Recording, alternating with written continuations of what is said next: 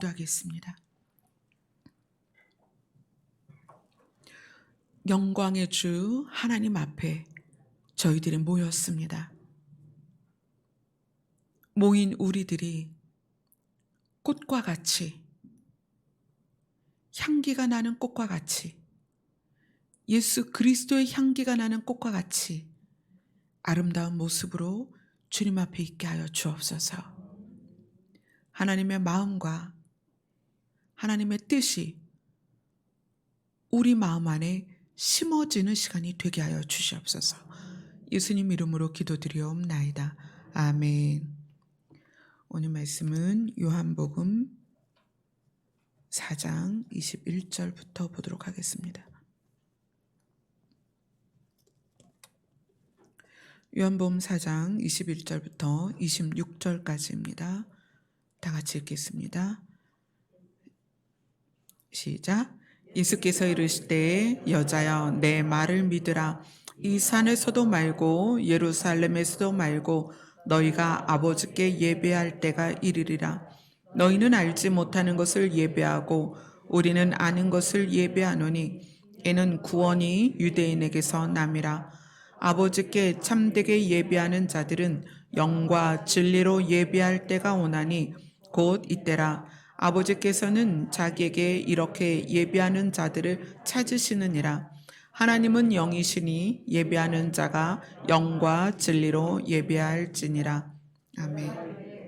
여자가 이르되 메시아 곧 그리스도라 하시는 이가 오실 줄을 내가 아노니 그가 오시면 모든 것을 우리에게 알려주시리이다. 예수께서 이르시되 내게 말하는 내가 그라 하시니라. 아멘. 우리가 예수 그리스도의 다시 오심을 기다리는 그런 마음에서 중요한 게 무엇이냐? 하나님이 영이시기 때문에 영이신 하나님, 영이신 예수님의 신부가 되려면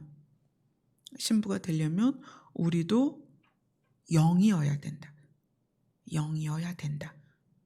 그런데 그 영으로서 예수 그리스도의 신부가 되는 것이 무엇이냐? 그래서 그것을 알기 위해서 영에 대한 것을 오늘부터 나눌 것이다 라고 지난주에 말씀을 드렸어요. 그래서 가장 기초적인, 가장 기본적인 단계에서의 영으로 시작해서 우리가 그동안 영적인 것 또는 영으로 드리는 예배, 우리가 또 영성 이런 말도 많이 쓰죠. 그래서 그런 단어들이 우리 신앙생활 가운데 너무나 많이 쓰였지만 실제적인 그 단어가 원하는 뜻으로가 아니라 우리가 잘못 해석된 그런 단어로서 그걸 썼기 때문에 그래서 오늘부터 몇 주가 될지는 모르겠어요. 그 부분들을 좀 구체적으로 나누려고 합니다. 그래서 오늘 요한복음을 보는데 요한복음 23절에 보면 5장 23절에 보면 아버지께 참되게 예배하는 이렇게 이야기를 해요. 아버지께 참되게 예배하는 자들은 영과 진리로 예배할 때가 올 것인데 곧 지금이다. 네, 예수님이 지금 이야기를 해주고 있는 상황이에요. 예수님이 하시는 말씀이에요.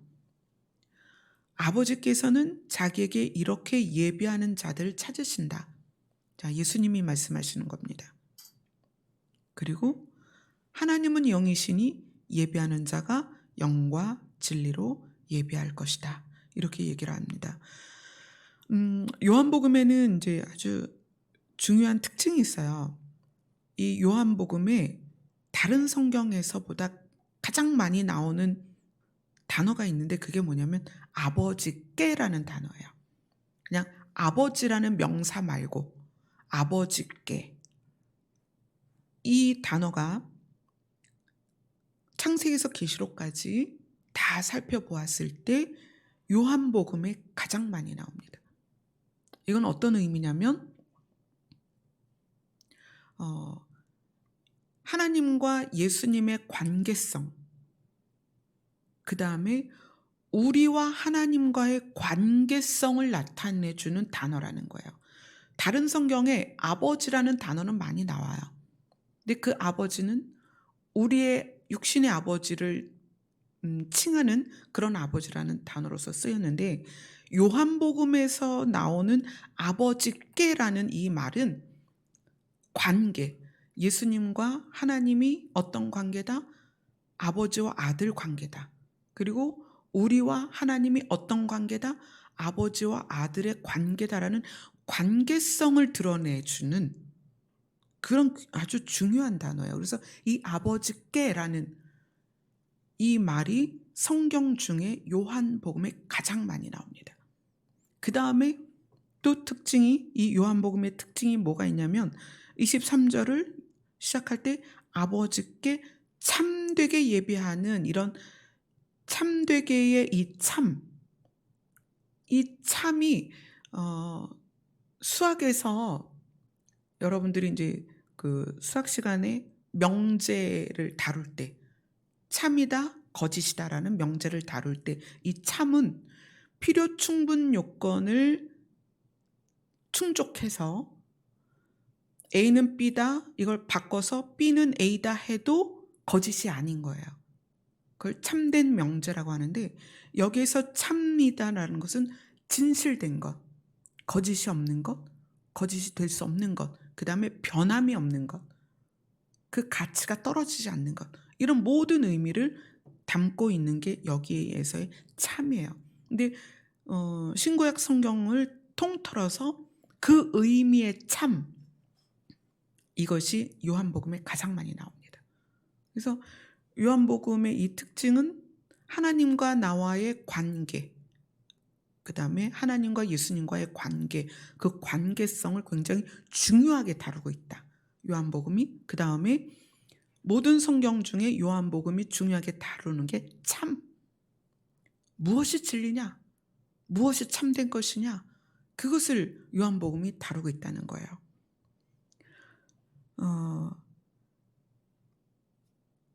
이 아버지께라는 이제 이 부분하고 이제 영이라는 부분하고 이제 연결돼서 조금 이따가 설명을 드리겠습니다.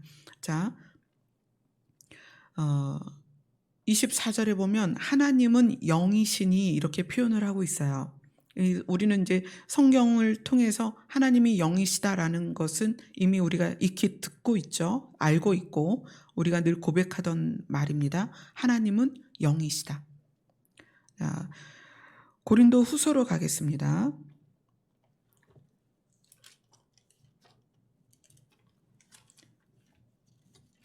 고린도 후서 3장으로 가볼게요.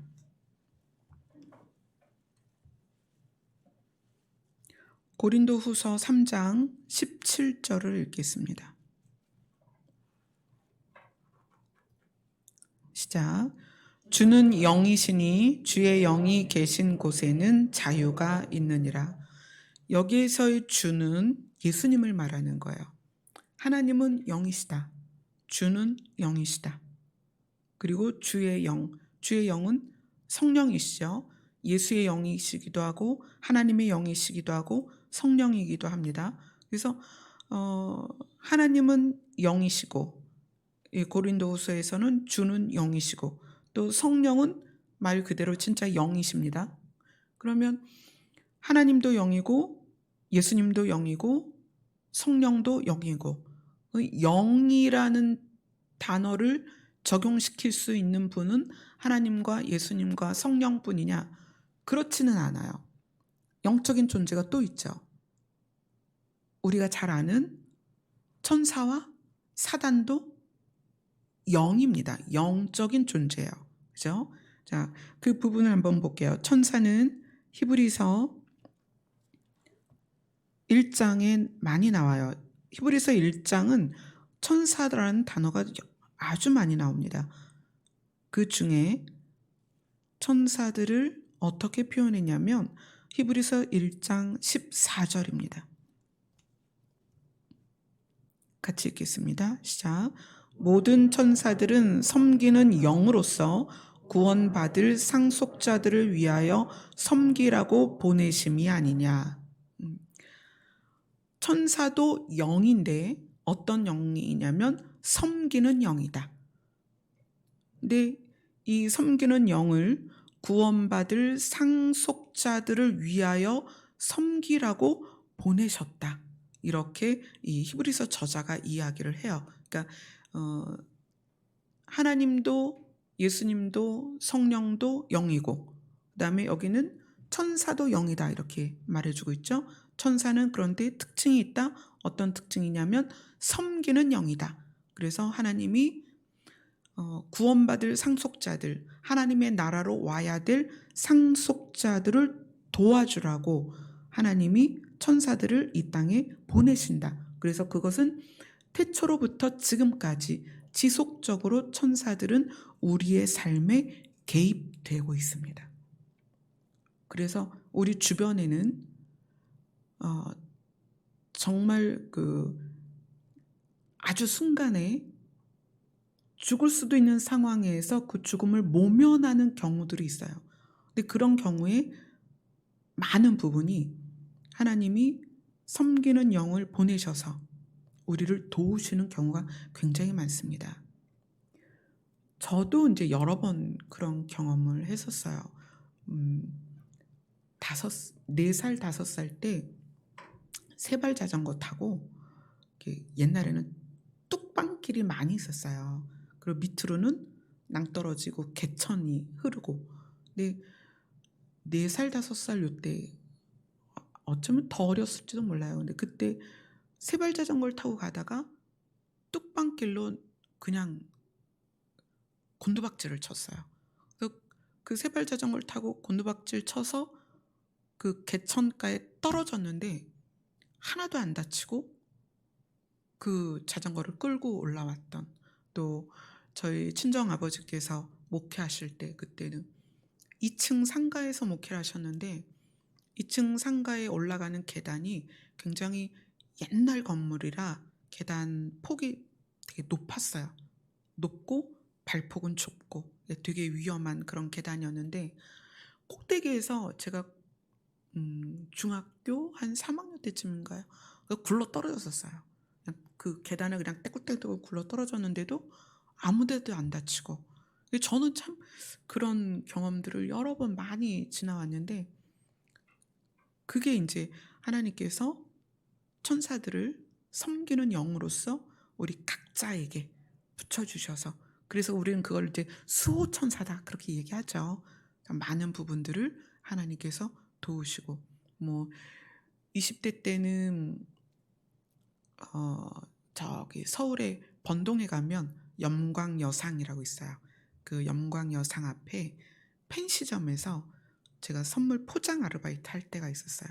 선물 포장을 그때는, 지금은 그렇게 펜시점이 많이 없는 것 같은데 그때는 그랬었어요. 근데 아이들이 등교하기 1시간 전에 출근을 해야 되니까 보통 7시 정도면 도착을 해요. 그 가게 펜시점에 도착해서 선물 포장할 걸 준비를 하고, 학생들이 등교 시간에 순식간에 몰리니까 그때 막 아이들 막 난리 할 때 그때 빨리빨리 이제 포장을 해줘야 돼요. 근데 그때도 구리시에서 그 번동까지 가는데 버스를 타고 청량리로 갔다가 청량리에서 48번을 타고 들어가야 되는데, 그게 이제 번거로울 때는 중간에 그 중량천 그쪽에서 내려서 밑으로, 중량천 밑으로 내려가서 48번을 타는 경우가 있었어요. 근데 겨울이니까 아침에 빨리 해가 안 뜨잖아요. 아침 6시쯤 거기를 도착했는데 엄청 깜깜한 거예요, 한겨울에.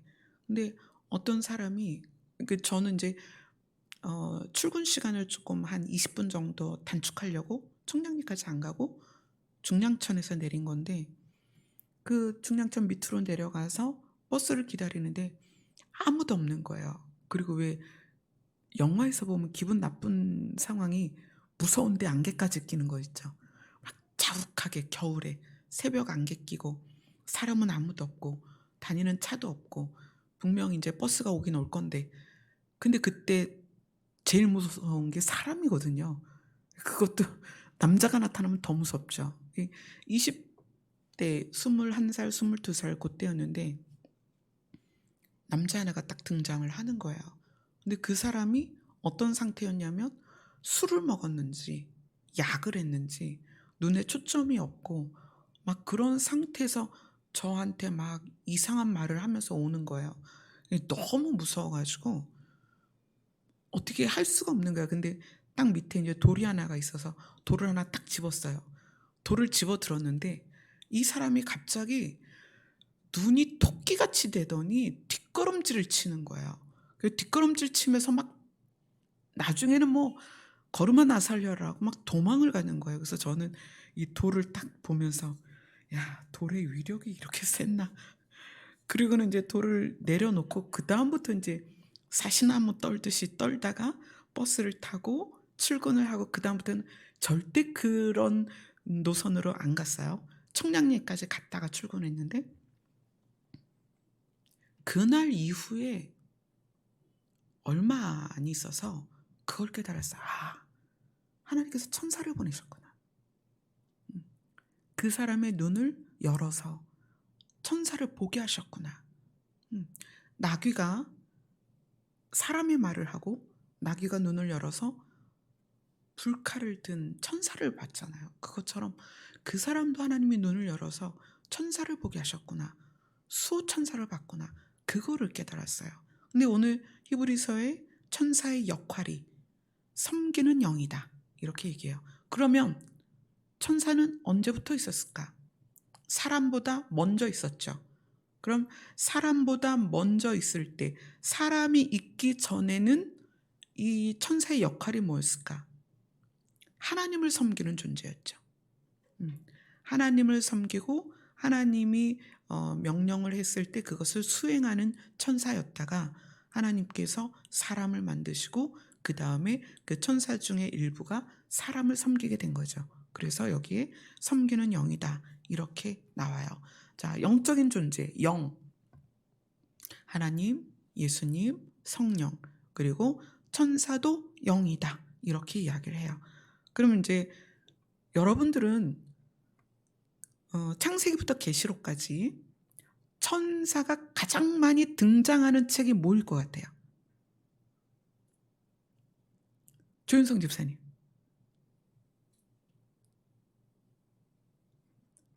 하나 찝으세요 그냥. 마태복음. 자, 그 다음에 다른 의견 있는 분.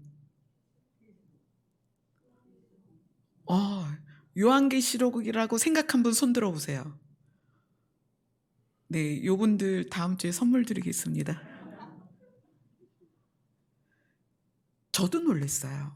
이거를 보면서 창세기부터 계시록까지 천사가 가장 많이 등장하는 것이 요한계시록이에요. 왜 그럴까요? 천사들을 섬기는 영으로 그 다음에 나온 말이 구원받을 상속자들을 위하여. 그렇죠? 그래서 우리의 구원에 개입되어 있다는 거예요. 우리를 돕는.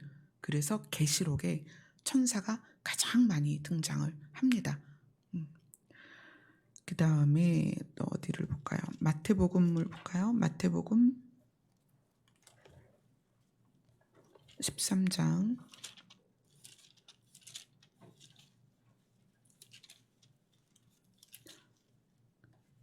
이걸 보면은 이제 계시록에 왜 천사들이 가장 많이 나오는지를 알 수가 있습니다.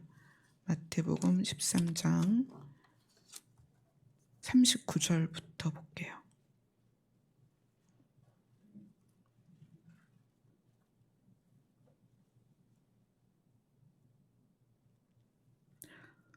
같이 읽겠습니다. 39절부터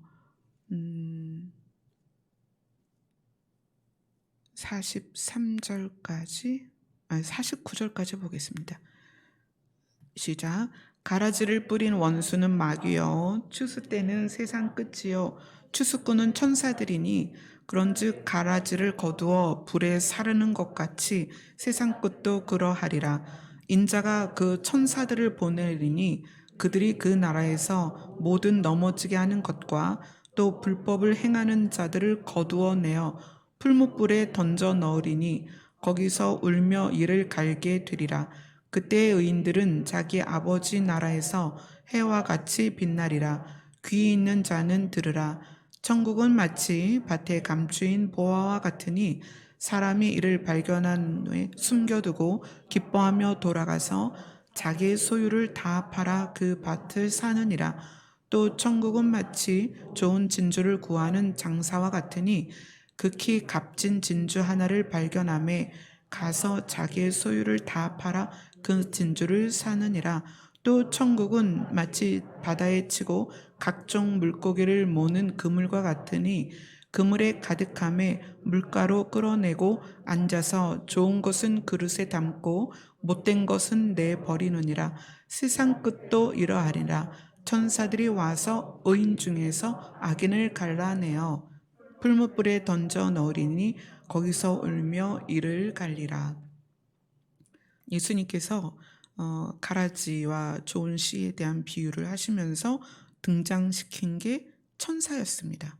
그래서 세상 끝에 그 세상 끝을 추수 때다 이렇게 이야기를 하면서 추수꾼이 천사다 이렇게 얘기해요. 추수꾼이 천사다. 그리고 천사들이 의인 중에서 악인을 갈라낼 것이다. 그리고 악인들을 풀무불에 던져 넣을 것이다. 누가? 천사들이.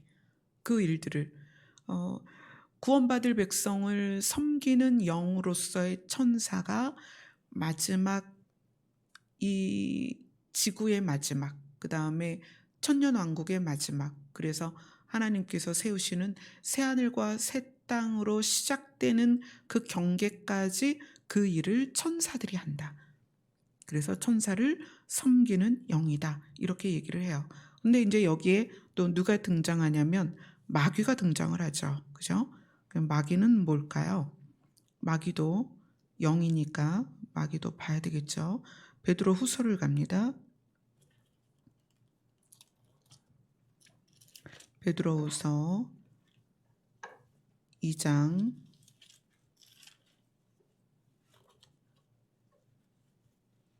2장 4절을 보겠습니다. 같이 읽겠습니다. 시작. 하나님이 범죄한 천사들을 용서하지 아니하시고 지옥에 던져 어두운 구덩이에 두어 심판 때까지 지키게 하셨으며. 자, 우리가 아까는 천사를 봤는데 천사는 섬기는 영이다. 그래서 그 섬기는 영이 구원받을 상속자들을 돕는데, 그래서 계시록에 천사가 가장 많이 등장을 한다. 그래서 새하늘과 새 땅이 시작될 때까지 천사들이 그 모든 일에 개입이 된다. 그렇게 봤습니다. 그런데 그런 천사만 있는 게 아니라 베드로후서 2장 4절에 보면 범죄한 천사가 나와요. 범죄한 천사. 그래서 하나님께서는 그 범죄한 천사들을 어두운 구덩이에 두었다. 지옥에 던져 넣었다. 이렇게 이야기를 합니다. 그리고 유다서 1장 6절을 보겠습니다.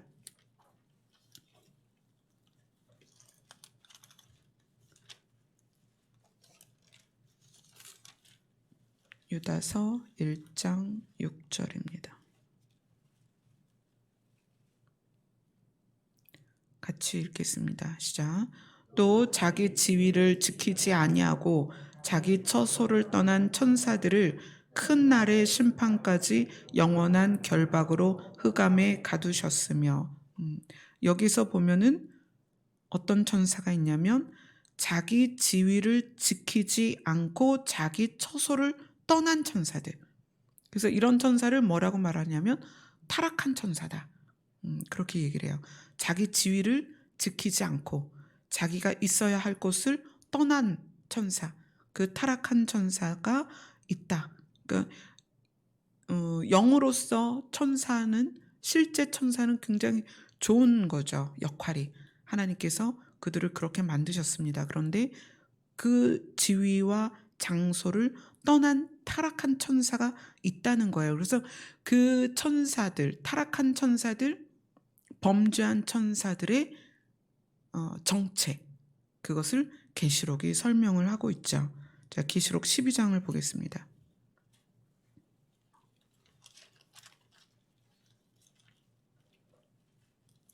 계시록 12장 9절입니다. 같이 읽겠습니다. 시작. 큰 용이 내쫓기니 옛 뱀 곧 마귀라고도 하고 사탄이라고도 하며 온 천하를 꿰는 자라.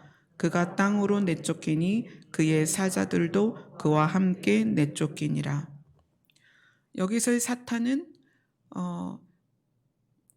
하나님 앞에서 찬양을 주관했던 천사가 타락해서 이름이 사탄이 됐어요. 그리고 그 사탄에게는 누가 있었냐면 그의 사자들이 있었다.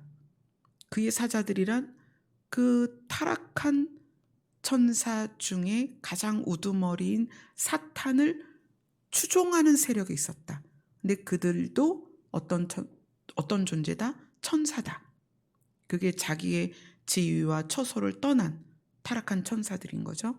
그런 무리가 있다. 자, 그러면 영이라는 것은 특징이 뭐냐면, 일단 하나님은 영이시다라고 할 때 그 하나님의 영은 자기의 특징을 성경에서 곳곳에서 말씀을 해주세요. 하나님의 영의 특징을 알고 그것을 찾다 보면 이제 우리가 생각하는 나의 영, 여러분 안에 들어있는 영에 대한 것을 알 수가 있습니다. 일단 하나님이 영이신 것과 천사가 영인 것엔 차이가 있어요. 어떤 차이냐? 하나님은 자기를 누구라고 말하냐면 스스로 있는 자다. 하나님은 영이시지만, 예수님도 영이시지만, 성령도 영이시지만 그분의 특징은 스스로 있습니다. 그런데 천사는 어때요? 피조물이에요. 영이긴 하나 피조물이에요. 그죠? 이게 다른 거예요. 하나님은 영이시니, 주는 영이시니, 그러니까 하나님도 영이고 예수님도 영이고 성령님도 영이세요. 그리고 성경은 천사도 영이다라고 표현을 해요. 근데 천사도 영이라고 표현하고 섬기는 영이다라고 말하지만, 하나님이 영이신 것과 천사가 영인 거에 가장 큰 다른 점은 하나님은 스스로 계신 분이다. 영이시지만 스스로 계시다. 자, 그것을 출애굽기 3장으로 가봅니다.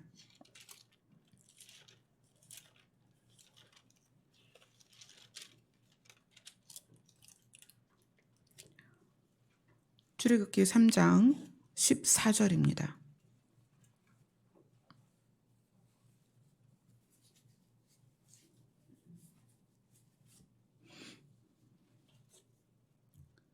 같이 읽겠습니다. 시작. 하나님이 모세에게 이르시되 나는 스스로 있는 자이니라. 또 이르시되 너는 이스라엘 자손에게 이같이 이르기를 스스로 있는 자가 나를 너희에게 보내셨다 하라. 하나님의 특징은 스스로 계신 분입니다. 그래서 천사도 영이고 하나님도 영이지만 하나님을 우리가 뭐라고 부르느냐?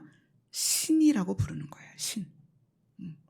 하나님은 신이시지만 천사는 신이 아니다. 그렇죠? 그래서 그런 말을 했죠. 바울이 천사를 숭배하는 것에 대해서 잘못됐다고 이야기를 하잖아요. 왜냐하면 천사는 숭배의 대상이 아니다. 신이 아니기 때문에. 천사도 영이고 우리보다는 뛰어나죠. 영이니까 우리보다 뛰어나요. 그렇지만 숭배의 대상은 아니다. 왜냐하면 하나님은 영이시지만 스스로 계신 영이고, 천사는 영이지만 만들어진 영이다. 피조된 영이다. 그렇기 때문에 천사는 신이 아니다. 신이 아니다. 그래서 우리가 하나님은 신이라고 해야 되지만 천사는 신이 아니고 우리를 돕는 영이다. 자, 그 다음에 하나님의 특징이 어떤 게 있냐면 야고보서로 가보겠습니다. 여러분들이 예전에 다 봤던 말씀들이지만 오늘은 영에 대해서 알기 위해서 찾아보는 거예요. 야고보서 1장 17절입니다. 같이 읽겠습니다. 시작. 온갖 좋은 은사와 온전한 선물이 다 위로부터 빛들의 아버지께로부터 내려오나니 그는 변함도 없으시고 회전하는 그림자도 없으시니라. 하나님은 영이신데 하나님의 특징은 뭐냐면 뭐가 없다? 형체가 없다. 형체가 없다. 회전하는 그림자가 없다는 것은 형체가 없다는 거예요. 회전하는 그림자라는 거는 우리가 이제 초등학교, 중학교 때 과학 시간에 말뚝을 이렇게 해놓고 빛을 비춰서 빛이 가까이 왔을 때 그림자의 크기, 빛이 멀리 있을 때의 그림자의 크기, 그 다음에 빛이 돌 때의 그림자의 변화, 이런 걸 봤잖아요. 빛과 물체가 있으면 반드시 그림자가 생깁니다. 그런데 여기서 하나님을 표현할 때 회전하는 그림자가 없다라고 표현한 것은 하나님은 형체가 없다는 거예요. 그런데 천사나 사탄은 그 부분에서 조금 달라요. 천사나 사탄은 영에 속한 육을 가지고 있어요. 영에 속한 육이라는 것은 이 말은 좀 여러분이 처음 들으실 거예요. 영에 속한 육이라는 것은 원래는 영인데 그 영이 자기 자신을 나타내기 위해서 육을 입는 거예요. 또 그래서 이제 창세기부터 보면 천사들이 등장할 때 어떤 모습으로 와요? 사람의 모습으로 오죠. 사람의 모습으로. 이거는 영에 속한 육이에요. 그래서 육을 마음대로 바꿀 수 있죠. 모양을 바꿀 수 있다는 거예요. 또 얘가 마귀가 사탄이 아담과 하와에게 등장할 때 뭘 입고 나타났어요? 뱀을 입고 나타났죠. 이게 영에 속한 육이에요. 그래서 이 영이 원래인데 이 영이 어떤 상황에서 자기 자신을 드러내야 하거나 자기가 행동을 하기 위해서 입는 육이 있단 말이에요. 근데 이 육은 실체가 아니죠. 그렇지만 또 이 천사가 하나님 앞에 있을 때에는 형체가 있습니다. 그래서 그룹들이라는 표현들이 또 성경에 나오죠. 날개가 있고 뭐 찬양을 하고 막 이런 모습들을 형상을 이야기하잖아요. 그 형상이 영에 속한 육이어서 그 육은 영이 소유하고 있는 그 시간을 초월하는, 공간을 초월하는 그 특징을 그대로 함께 갈 수 있는 육이라는 거예요. 그래서 뭐 중력의 영향을 받지 않고 시간의 영향을 받지 않고 그래서 그거를 영에 속한 육이다. 이렇게 여러분들이 이해를 하시면 돼요. 그래서 때로는 그 껍데기 육을 자기 마음대로 바꿀 수도 있다. 이렇게 상상을 하시면 되겠습니다. 그리고 그 다음에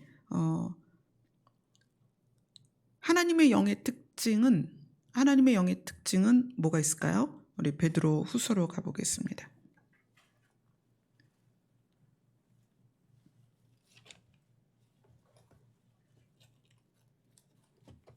베드로후서 3장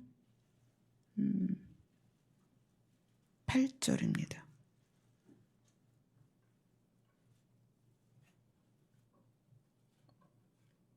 같이 읽겠습니다. 시작. 사랑하는 자들아, 주께는 하루가 1000년 같고 1000년이 하루 같다는 이 한 가지를 잊지 말라. 예수님은 하루가 1000년 같고 1000년이 하루 같다. 그래서 예수님 자기 자신이 나는 처음이요 마지막이다. 이건 무슨 얘기일까요? 예수님 자신이 영이십니다. 예수님 자신이 영이신데 하나님하고 구별되는 부분은 어떤 거냐면 영이신 예수님이 영에 속한 육이 아니라 실제 우리의 육을 입고 이 시간 안으로 들어오셨어요. 그래서 자기 자신이 시간 안에 들어와서 시간을 지나오셨어요. 그래서 그 시간의 개념으로 우리에게 자기 자신을 소개하는 거예요. 자, 하나님은 시간 안으로 들어오시지 않은 상태에서 자신을 우리에게 소개할 때 나는 스스로 있는 자다 이렇게 표현하셨어요. 스스로 있는 자다. 근데 예수님은 시간 안에 들어오셨어요. 우리와 똑같은 육을 입고 시간 안에 들어와서 시간을 지나서 시간을 경험하고 하나님께 가셨기 때문에 그 예수님은 시간을 자기에게 적용시킨 상태에서 자기 자신을 우리에게 소개를 하는 거예요. 어떻게 소개를 하냐면 나는 하루가 1000년 같고 1000년이 하루 같다. 나는 시작이고 나는 끝이다. 이렇게 시간을 개입된 자기 자신, 그걸 우리에게 설명하는 거예요. 이것을 하나님이 구약에서 자기를 설명할 때 그것을 뭐라고 설명하냐면 영원하다 이렇게 설명하는 거예요. 나는 영원하다. 자, 창세기 21장으로 갑니다.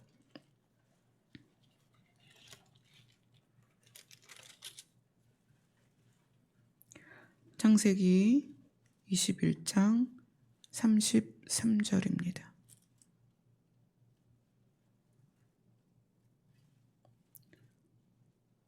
같이 읽겠습니다. 시작. 아브라함은 브엘세바에 에셀 나무를 심고 거기서 영원하신 여호와의 이름을 불렀으며 성경은 창세기부터 쭉 영원하신 하나님, 영원하신 여호와 이 표현이 계속 나옵니다. 하나님이 영원하시다. 이 영원하다는 것은 스스로 있는 하나님이 스스로 있는 상태에서 그것을 전혀 인식할 수 없는 우리는 왜냐하면 우리는 이 땅에서 태어나면서부터 시간에 들어왔고 시간에 영향을 받고 시간 안에 있기 때문에 시간 안에 있는 우리가 하나님을 볼 때는 이해를 할 수가 없어요. 시간 밖으로 나가본 적이 없거든요. 그래서 그 시간 밖에 시간이 없는 곳을 하나님이 우리에게 설명하신 단어가 영원이다. 이 영원이라는 것은 시간이 없는 곳을 말하는 거예요. 시간이 주관하지 않는 곳, 그곳이 영원한 곳이에요.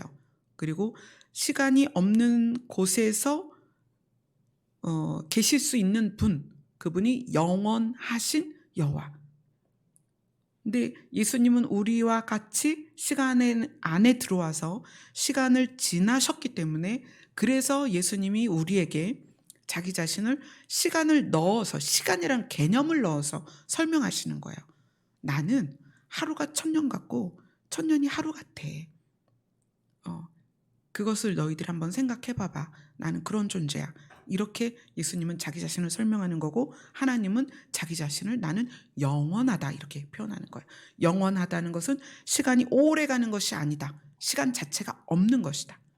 네, 그게 영원입니다. 이것이 하나님의 영의 특징입니다. 자, 하나님의 영은 스스로 계시고 그 다음에 형상이 없고 그 다음에 영원하다. 그 하나님의 영이 우리와의 관계, 지금 이제 우리의 영에 대해서 이제 앞으로 쭉 봐야 되니까 그걸 보도록 하겠습니다. 사람의 영은 그 출발점이 우리가 너무나 많이 봤던 창세기 있죠. 창세기 2장 7절로 갑니다.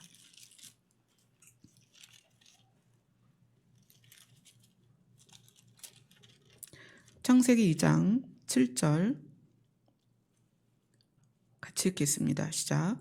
여호와 하나님이 땅의 흙으로 사람을 지으시고 생기를 그 코에 불어 넣으시니 사람이 생령이 되니라. 자, 흙으로 사람을 만들었을 때에는 흙 덩어리였습니다. 근데 흙 덩어리였던 사람에게 하나님의 생기, 살아있는 기운, 그것을 코에 불어넣으시니 사람이 살아있는 생명체가 된 거예요. 생령이 되었다. 근데 이 생령은 죽음이 없는 존재였다. 그죠? 그러다가 죽게 된 거죠. 그거에 대해서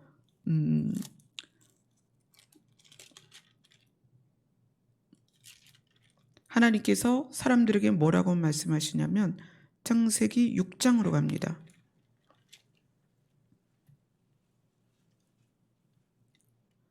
6장 3절 같이 읽겠습니다. 시작.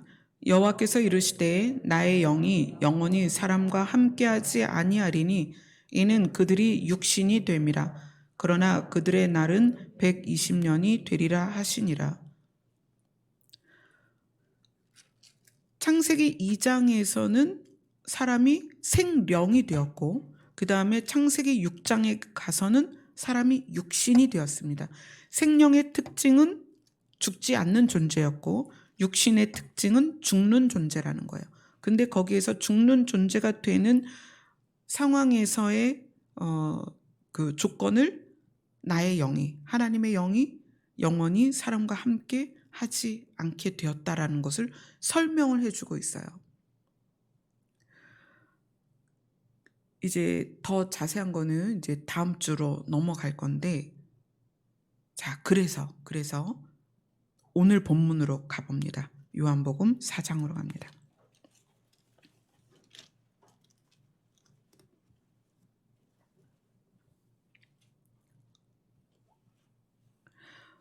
오늘 본문 요한복음 4장 23절은 아버지께라는 말로 시작을 합니다. 너희들이 아버지께 예배할 때가 이르리라. 예수님이 21절에도 이야기하시고 23절에서도 이야기를 하십니다. 근데 이 아버지께는 뭐에 대한 얘기다? 하나님과 예수님과의 관계성과 하나님과 우리와의 관계성에 대한 이야기다. 그러면 우리는 어떤 존재냐면 하나님을 아버지라고 부르는 존재다. 자, 그러면 우리 부목사님하고 예찬이하고 보면은 아버지와 아들이기 때문에 많은 부분이 닮은 게 있어요. 그럼 목사님은 내가 너에게 좋은 걸 물려줬다. 그리고 아들은 그걸 거부해요. 그렇지 않습니다. 그리고 막 티격태격 할 때가 있어요. 근데 그런 이야기를 나눌 수 있는 이유가 뭐냐면 관계성 때문에 그래요. 아버지와 아들이라는 관계성. 저하고 찬미가 또 그래요. 저하고 찬미하고 길을 가다 보면 전에 정말 재밌었어요. 막 술이 취해가지고 대낮에 비틀비틀 걸어오시던 아저씨가 찬미랑 찬주랑 제가 둘이 이제 이렇게 가고 있었는데 저희 앞에 딱 서더니 정말 술을 많이 드셔서 눈이 초점이 안 맞으시는데 그분이 저하고 찬미를 번갈아가면서 보더니 엄마랑 딸이네 그러시는 거예요.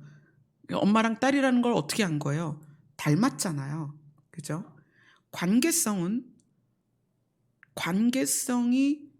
아버지와 자녀라는 것을 성경이 요한복음이 말하는 이유는 아버지와 자녀는 반드시 닮은 게 있다는 거예요.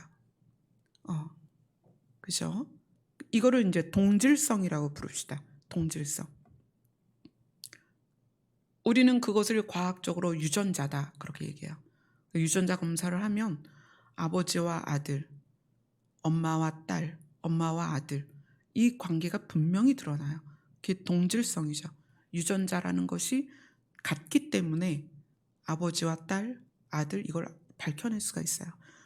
요한복음의 큰 특징이 아버지께라는 거였어요. 관계성. 그러면 그 관계성에서 우리가 하나님을 아버지라고 부른다면 어떤 부분에서 동질성이 있어야 되는 거예요. 어떤 부분에서 같아야 되느냐. 그렇죠? 분명히 같아야 됩니다. 하나님은 영이시라고 말씀하셨고 스스로 계시며 형체가 없으시고 시간 안에 계시지 않은 영원한 분입니다. 근데 그분과 우리가 아버지와 자녀라는 관계성을 요한복음이 계속 말하고 있어요. 창세기부터 계시록까지 중에 가장 많이 이 아버지께라는 말을 쓰고 있단 말이에요. 너희는 하나님과 이런 관계다. 어떤 관계다? 아버지와 자녀다. 이걸 계속 말하고 있단 말이에요. 그럼 뭔가 동질성이 있어야 되잖아요. 여러분 스스로 한번 생각해 보세요. 내가 하나님을 아버지라고 한다면 나와 하나님과의 동질성이 뭐냐는 거예요. 동질성. 자, 우리 요한복음 4장 14절을 같이 읽겠습니다. 시작. 내가 주는 물을 마시는 자는 영원히 목마르지 아니하리니 내가 주는 물은 그 속에서 영생하도록 솟아나는 샘물이 되리라. 자, 여기에서 가장 중요한 단어가 영생입니다. 이 영생이라는 단어가 창세기에서 계시록까지 66권의 책 중에 요한복음에 가장 많이 나옵니다. 영생이라는 단어가. 왜 그럴까요? 하나님과 우리가 아버지와 자녀로서의 관계성이 있다면 우리는 그 관계성 안에 신과 사람의 관계성 안에 동질성으로서 하나님은 영생을 원한다는 거예요. 창세기 6장에서 하나님의 영이 사람과 함께 있지 아니하므로 사람이 육신이 되었습니다. 육신이 되고 나서 죽어가는 우리를 향하여 하나님이 가장 안타까웠던 것은 에덴에서 누렸던 동질성입니다. 뭐죠? 사람이 죽지 않는 것. 생명으로 살아있어서 죽음이 없었던, 그래서 시간의 영향을 받지 않는 우리의 모습을 하나님은 너무나 그리워하고 있는 거예요. 우리가 얼마나 시간의 영향을 많이 받느냐. 우리가 가지고 있는 개념들 생각해 보세요. 지루하다. 이것도 시간의 영향이죠. 초조하다. 바쁘다. 급하다. 이런 부분들. 또 사라지는 것에 대한 두려움. 여러분 그렇지 않나요? 건강이 약해지는 것과 내 힘이, 파워가 약해지는 것과 내가 소유한 것이 사라질 것 같은 그것에 대한 두려움. 이것이 다 시간에서 오는 거예요. 하나님의 영이 우리를 떠나고 나서 우리가 영생을 잃고 육신이 되고 나서 우리는 근본적인 두려움을 가지고 있어요. 사라지는 것에 대한 두려움. 그거는 아담이 에덴에서는 경험하지 못했던 거예요. 사라지는 것에 대한 두려움. 그래서 이 요한복음은 아버지께라는 말을 수없이 하면서 너희들이 회복해야 되는 하나님의 자녀로서의 아버지와 자녀의 동질성 중에 가장 중요한 게 영생이다. 그걸 말하는 거예요. 그래서 천사가 하는 역할이 뭐다? 섬기는 영인데 무엇을 섬겨요? 구원받을 상속자들을 돕는다는 얘기예요. 천사는 하나님으로부터 그걸 명령받았습니다. 너희는 가서 이 세상에 있는 사람들을 돕되 어떻게? 구원받아 상속자가 되도록 그 길을 가는 인생의 여정을 도우라는 거예요.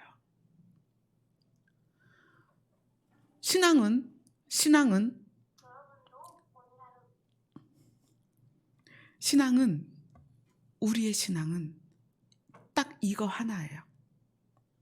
잃어버린 영생을 회복하는 것. 잃어버린 영생을 회복하는 것. 그래서 우리가 영생을 회복하지 않으면 하나님과 같이 있을 수가 없습니다. 이 땅은, 시간이 존재하는 이 땅은 우리가 살면서 하나님이 임재도 하시고 함께 하시지만 그건 하나님이 와주시는 거예요. 그죠? 그런데 우리 자신이 이 땅에서 영원하지 않아요. 이 땅을 떠난단 말이에요. 그래서 하나님은 이 땅을 떠나기 전에 영생을 회복하라는 거예요. 그래야 어디로 간다? 하나님 나라에 가죠. 그리고 하나님과 영원히 있을 수 있단 말이에요. 오늘 새벽에 찬미랑 한참 그런 부분들을 이야기를 나눴어요. 우리가 이 땅에 태어난 이유는, 이 땅에 살아가는 이유, 살아가는 것에 대한 가치, 그거는 하나님의 나라를 가기 위함이다. 돈 벌려고, 공부를 많이 하려고, 유명해지려고, 다 한시적이에요. 내가 이 땅을 떠날 때 다 놓고 가는 거예요. 아무것도 아니에요. 그래서 제가 지난주에 말씀드렸죠. 무엇이 실체냐? 사라지지 않아야 실체다. 우리는 사라질 것을 붙잡고 이것이 실체인 것처럼 산 거예요. 사실은 사라지는 건 허구다. 사전적으로 실체의 반대는 허구입니다. 근데 우리는 이제까지 사라질 것을 붙잡고 있었다는 거예요. 그건 허구인데. 그래서 하나님이 우리를 향해서 사라지지 않는 것, 실체, 완전한 실체를 자꾸 이야기하시는 거예요. 그게 영생이다. 너희가 영생을 받아야 되는데 그 영생을 받는 것을 구원이라고 말한다. 이렇게 표현하는 거예요. 그래서 교회는 무엇에 집중해야 되는가? 이 영생에 집중을 해야 되는 거예요. 교회는 친목단체도 아니고요.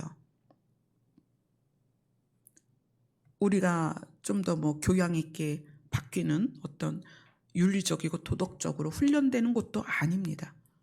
성경을 연구하는 연구소도 아니고요. 성경을 배워 익히는 학습소도 아니에요. 우리는 이곳에서 무엇을 하느냐? 예수님이 말씀하신 대로 만민이 기도하는 집이다. 그럼 기도는 무엇이냐? 우리 아버지를 만나는 것입니다. 왜 아버지를 만나느냐? 내가 아버지와 어떤 동질성을 가지고 있느냐? 영생을 얻은 자로서 일단 하나님을 신이라고 인정했고 예수 그리스도를 받아들인 자들이 이곳에서 하나님과 나와의 동질성을 잃어버리지 않도록 이 땅에 사는 동안에, 왜냐하면 우린 전부 허구에 둘러싸여서 허구를 붙잡고 살고 있기 때문에 이것에 집중하다 보면 실체를 놓쳐버린다는 거예요. 그래서 교회를 오면 실체이신 하나님, 완전한 실체이신 하나님을 만나라는 거예요. 그래야 우리가 실체를 추구한다는 거예요. 실체가 무엇이다? 하나님이다. 실체가 무엇이다? 영원한 것이다. 실체가 무엇이다? 영생이다. 아멘. 여러분의 몸, 여러분의 나이, 여러분의 삶 들여다보세요. 납골당에 가면 거기에 이제 여러 가지로 막 꾸며 놓으면서 기본적으로 이 사람이 몇 년에 태어나서 몇 년에 죽었다라는 것을 다 기록을 해놔요. 그거를 보면은 주민등록으로 사람의 순서를 정할 수는 있지만 이 세상을 떠나는 건 누구도 예측할 수 없어요. 1살도 10살도 20살도 누구도 장담을 못한다는 거예요. 이게 뭐예요? 이 세상의 삶이 허구라는 거예요. 이게 실체가 아니라는 거예요. 그래서 하나님께서 성경을 통해서 우리에게 실체를 제시하는 거예요. 그러니까 하나님이 자기 자신을 소개하는 거죠. 나는 스스로 있고 형체가 없고 영원하다. 그리고 내가 너희들에게 내 영을 넣어줬다. 그래서 원래 너희는 나하고 실체를 함께 누리던 존재였다. 그런데 너희가 그것을 잃었기 때문에 예수 그리스도를 통하여서 너희에게 영생을 주려고 한다. 구약은 율법을 통해서 영생으로 가는 길을 열어주려고 했어요. 그런데 사람들이 영에 대한 것에 집중되는 게 아니라 육에 집중되어서 육으로서 그것을 하는 거예요. 계속 나를 쳐서 뭔가 소를 잡고 양을 잡고 이런 것부터 해서 나를 치장하고 나를 다듬어서 영생으로 가려고 하는 거예요. 그러니까 하나님께서 그것이 아니야. 자, 이 부분은 이제 좀 더 깊이 들어가야 돼요. 근데 오늘 요한복음은 그게 아니야. 하나님은 참되게 예비하는 자를 찾고 있는데 그 참되게 예비한다는 것이 뭐냐면 영과 진리로 예배를 해야 된다는 거예요. 이제 이 부분이 더 이제 디테일하게 깊게 이제 다음 주로 들어갈 건데, 여러분이 앞으로 정말 이것에 대해서는 잊어서는 안 돼요. 실체는 영이다. 우리가 보고 만지고 느끼는 이 모든 것은 허구다. 이것이 여러분의 신앙 안에서 명확해져야 됩니다. 아멘, 아멘. 그래서 이 영에 대해서 앞으로도 계속 조금 더 깊이 보도록 하겠습니다. 기도하겠습니다. 하나님은 우리의 아버지십니다. 아버지는 자녀에게 좋은 걸 주기를 원하십니다. 하나님 입장에서는 사라지는 허구가 아니라 영원한 것, 영원한 생명, 영생을 우리에게 주기를 원하십니다. 왜냐하면 아버지가 그런 분이시기 때문입니다. 우리가 자녀로서 아버지처럼 영원한 존재로, 영생하는 존재로 살게 하여 주시옵소서. 예수님 이름으로 기도드리옵나이다. 아멘. 영원한 생명의 빛, 아버지의 얼굴빛을 이 자리에 비춰주옵소서. 간절히 소망하며 찬송하겠습니다.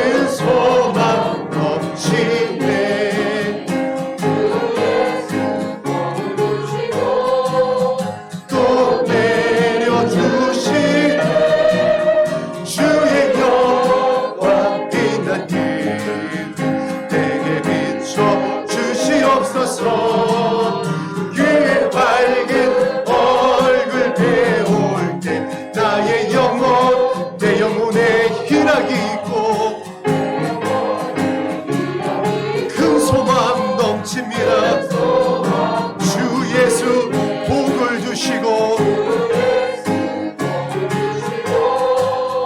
또 내려주신 주의 영광 주의 영광 빛나게 내게 비춰 주시옵소서. 그 밝은 얼굴 배울 때 나의 영혼 기쁨 주의 영광 주의 영광 빛나게 내게 비춰 주시옵소서. 그 밝은 얼굴 배울 때 나의 영혼 기쁘다. 내 영혼의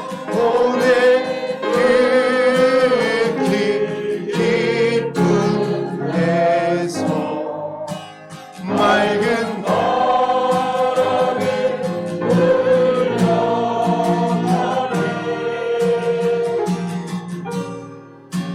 하늘 곡조가 언제나 흘러나와 내 영혼을 오이 사네.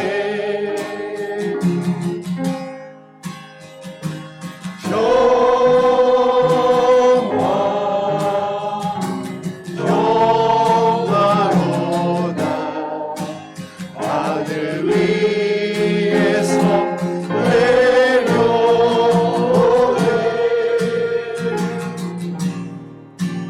그 사랑의 물결이 영원토록 내 영혼을 먹으소서.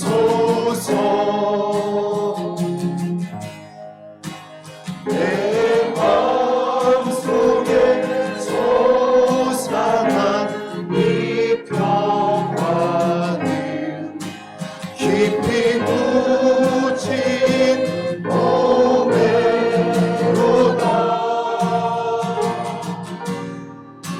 나의 보화를 내어 가져갈 자 그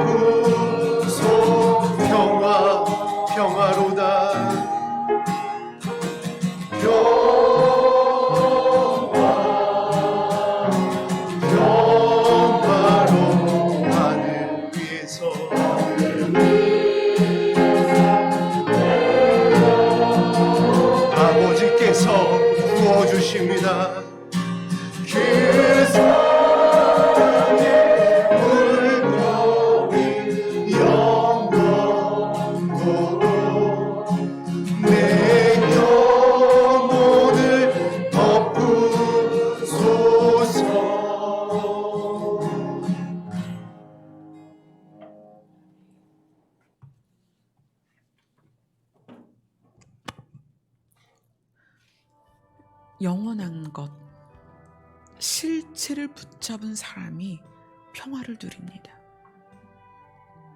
사라질 것, 허구에 집중이 되면 근심과 두려움에 눌릴 수밖에 없어요. 나는 얼마나 실체를 인식하고 있는가? 내가 인식한 그것을 얼마나 붙잡고 있는가? 그래서 하나님이 성경을 통하여 우리에게 말씀하십니다. 내가 아버지고 너희가 자녀라면 너희도 나와 같이 영생을 하게 될 것이다. 이 땅에서 사는 동안에 그것을 바라보고 그것을 추구해라. 하나님이 우리에게 지금 그것을 말씀하십니다. 우리에게 만약에 두려움이 있다면, 우리에게 근심이 있다면, 우리에게 걱정이 있다면, 우리에게 불안이 있다면 그것은 아직도 우리가 실체에 접근하지 못한 거예요. 하나님, 우리를 더 깊이 실체를 깨달을 수 있도록 지혜를 열어 주시옵소서. 예수님이 말씀하신 것처럼 이 성전 안에 우리가 아버지를 만나러 왔습니다. 내가 더 이 시간에 아버지를 알게 하여 주옵소서. 그렇게 기도하는 시간이 되도록 하겠습니다. 기도하겠습니다.